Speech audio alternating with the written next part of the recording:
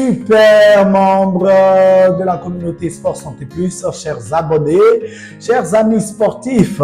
Après ce long moment de voyage tant scientifique que physique, nous sommes pieds à terre sur nos bases pour continuer encore le travail et les échanges et la causerie que nous avons ensemble. C'est toujours un plaisir sans cesse renouvelé parce que vous parlez est un honneur.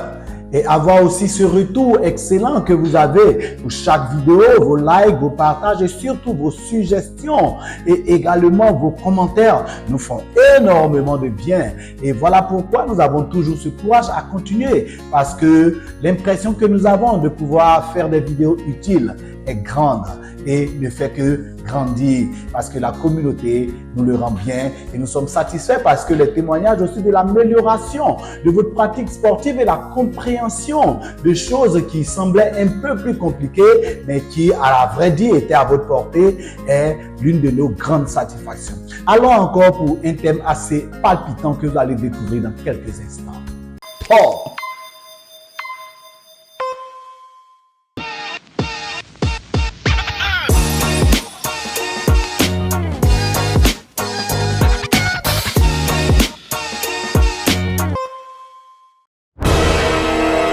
Nos vidéos ont un préambule qui nous permet de situer le constat et le contexte qui conduit au développement de ces thèmes. Parce que si nous étions dans une scène de cinéma, nous dirons toujours en introduction de nos films que ces films sont tirés d'histoires vécues et d'histoires réelles. Et également, nous pourrons dire aussi dans le domaine cinématographique qu'effectivement, nous sommes dans une télé-réalité parce que ces thèmes que nous vous proposons ne sont pas des vues d'esprit, mais sont effectivement des expériences vécues, des cas vécus et des situations concrètes que nous rencontrons à divers niveaux, dans diverses activités sportives, dans diverses disciplines sportives et qui nous inspirent à pouvoir faire ces vidéos qui sont comme des éléments qui viennent s'emboîter dans des loges qui sont déjà préparées, des loges de questionnement, des loges de plusieurs préoccupations, de plusieurs acteurs sportifs, quel que soit leur positionnement dans la chaîne hiérarchique du sport, quel que soit leur pratique, quel que soit leur positionnement en tant qu'encadreur, en tant qu'entraîneur, en tant que kiné et autres en tant que dirigeants fédéraux et dirigeants sportifs, ces vidéos viennent répondre à des besoins importants. C'est dans ce cadre qu'aujourd'hui, après avoir reçu une suggestion assez intéressante d'un de nos aînés, nous avons décidé, n'est-ce pas, de pouvoir faire cette vidéo pour répondre à un besoin qui certainement aussi est le vôtre. Ce besoin-là part d'un constat qui est indéniable, que nous allons voir ensemble.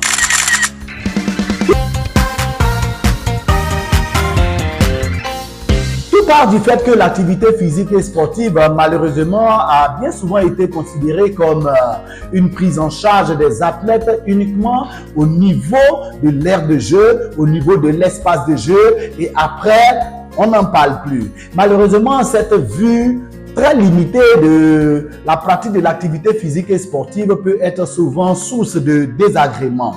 Voilà pourquoi aujourd'hui, au travers de cette vidéo, nous allons apporter la confirmation que l'activité physique et sportive doit être prise dans son entièreté. Qu'est-ce que cela signifie? Il faut considérer que l'activité physique et sportive commence d'abord par un temps de préparation, un temps de mise en œuvre, un temps de fin et sans oublier que tout cela se passe dans un environnement. Tout cela se passe souvent dans des locaux, dans des salles, dans des aires de jeu, dans des surfaces de jeu qui doivent être considérées dans la prise en charge globale de la pratique de l'activité physique et sportive. Prendre l'activité physique et sportive et sinon la limiter simplement aux 12 acteurs ou bien aux 5 acteurs ou aux 10 acteurs ou aux entraîneurs serait une grande méprise qui malheureusement peut exposer non seulement l'activité physique et sportive mais également l'événement sportif et tous ces acteurs qui viennent pour prendre plaisir que nous pouvons appeler les spectateurs et les supporters peuvent les mettre en mal si malheureusement une considération préparation n'a pas été globale pour que nous puissions comprendre que l'activité physique sportive, dans sa sécurisation, ne doit pas uniquement se limiter à la sécurisation des acteurs de champ, mais la sécurisation doit être globale. La sécurisation doit prendre en charge tous ceux qui, pour une raison ou pour une autre, viennent et assistent à ce spectacle sportif. Voilà ce qui va justifier le développement de cette vidéo qui va servir d'élément de rappel pour tous les acteurs, pour tous les organisateurs, pour tous les responsables fédéraux, pour tous les dirigeants, de telle sorte que nous puissions comprendre qu'il est important de prendre l'activité physique et sportive et sinon la pratique de la discipline sportive dans sa globalité. Ce premier constat est l'élément qui va guider la première partie de notre intervention dans cette vidéo, mais il est important également de souligner que la pratique de l'activité physique et sportive va faire intervenir des acteurs extérieurs qui vont participer à la sécurisation et à la création de la confiance au niveau des acteurs qui pratiquent la discipline sportive indiquée. Cela va également aussi nous interpeller parce que le plus souvent, aux entraînements et dans certaines situations de regroupement, malheureusement, les équipes de secours, les équipes de sécurisation au plus haut niveau qui existent lors des événements sportifs d'envergure n'existent pas. Que faire? Voilà pourquoi cette vidéo va servir d'élément de motivation de chaque acteur sportif, tant les joueurs, tant les encadreurs, tant les dirigeants, que tous ceux qui ont un rôle à jouer dans la pratique et autour des joueurs à pouvoir être capables d'apporter ce qu'on peut appeler les gestes de premier secours en cas d'accident ou de pouvoir être ceux-là qui sont en première ligne dans l'objectif de la sécurisation d'un environnement qui peut devenir problématique lors de la pratique de l'activité sportive. Et souvent, même lors des regroupements dans des enceintes, certaines situations peuvent arriver et la dextérité, le savoir-faire de certains acteurs qui, au-delà de leur qualification initiale, ont pu acquérir une certaine compétence, va être d'un apport assez qualitatif pour pouvoir prévenir le plus urgent en attendant que les dispositifs de sécurité et les professionnels et personnes idoines à intervenir n'arrivent sur les lieux de regroupement, sur les lieux d'entraînement, sur les lieux d'événements sportifs. Voilà, vous l'aurez compris. Tout ce contexte qui nous permet de situer l'enjeu de ces différentes vidéos qui vont suivre va nous permettre de traiter un thème global et qui est attendu de plusieurs acteurs du milieu sportif que nous avons recueilli également dans les commentaires et dans les échanges directs.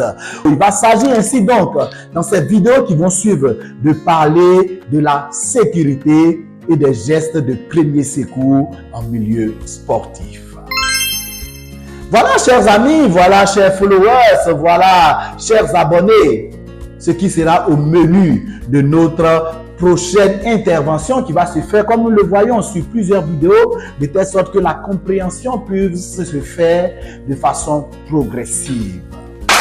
Dans le développement de ce thème, nous aurons deux grands chapitres. Un chapitre concernant la sécurité en milieu sportif et un autre deuxième grand chapitre qui va concerner les gestes de premier secours en milieu sportif. Comme menu, nous aurons dans ce premier grand chapitre la compréhension de la sécurisation des acteurs sportifs en dehors du terrain, sur le terrain et la prise en compte également de la sécurisation de tous les événements sportifs qui vont prendre en charge tous ces supporters, tous ces acteurs qui ne sont pas des participants directs à la pratique sportive, mais qui sont comme des adjuvants, comme des accompagnateurs, comme des leveurs de foule, comme des personnes qui vont susciter l'engouement autour de l'activité qui se pratique. Et cette sécurité de tout ce beau monde, nous devons en parler. Le deuxième grand chapitre, comme nous l'avons annoncé, aura attrait à la connaissance des premiers gestes de secours de façon basique, de telle sorte qu'en milieu sportif, en tant qu'entraîneur, celui-ci puisse apporter le premier secours en cas de nécessité. Les gestes de premier secours vont aller au-delà de la compétence initiale de chaque acteur sportif. Il est fondamental aussi que chacun des acteurs même n'étant pas spécialisé dans le domaine médical ou bien dans le domaine de l'apport des secours, puisse être au parfum des gestes initiaux qui permettent de préserver la vie de chaque acteur sportif sur le terrain en attendant que les personnes qualifiées, les personnes professionnelles ne puissent arriver pour faire la grande partie du captiver. Nous allons ainsi progressivement et ensemble avancer en haute mer avec ce thème qui sera encore une fois de plus palpitant et qui sera d'une utilité indéniable. Les prochaines vidéos qui vont encore nous captiver. Nous allons, merci à tous de nous avoir suivis. Merci de positionner des likes. Ils sont des éléments qui encouragent et qui sécurisent ces vidéos que nous faisons. Merci également d'en faire une large diffusion. Merci de les diffuser également dans vos groupes d'intérêt, dans vos groupes sportifs, dans vos groupes familiaux. Parce que également, ces différentes vidéos nous permettent le plus souvent d'avoir les bonnes pratiques et de maintenir notre santé au plus haut niveau. Merci beaucoup et à très bientôt. Bye bye.